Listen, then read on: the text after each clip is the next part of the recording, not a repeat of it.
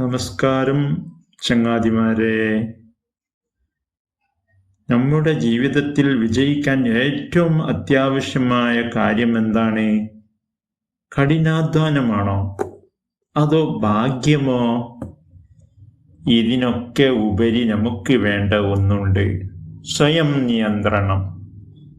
ഇതിനെക്കുറിച്ച് പറയുന്ന ഒരു പഴയ നാടോടി കഥ ഇതാ, കേട്ടോളൂ. ഒരിക്കൽ ഒരു ഗുരു തൻ്റെ ശിഷ്യന് 4 വന്യമായ കുതിരകളെ നൽകി.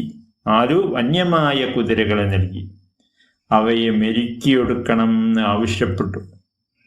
ശിഷ്യൻ എത്ര ശ്രമിച്ചിട്ടും ആ കുതിരകൾ അവൻ്റെ നിയന്ത്രണത്തിൽ വന്നില്ല.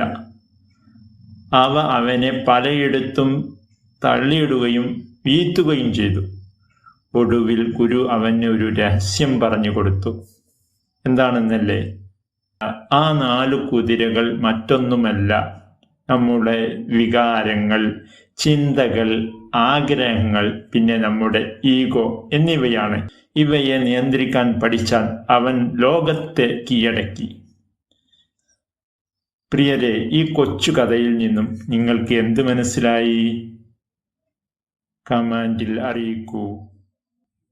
ഈ വീഡിയോ നിങ്ങൾക്ക് ഇഷ്ടമായാൽ ഈ ചാനൽ സബ്സ്ക്രൈബ് ചെയ്യൂ, ലൈക്ക് ചെയ്യാൻ മറക്കരുത്. നന്ദി, നമസ്കാരം.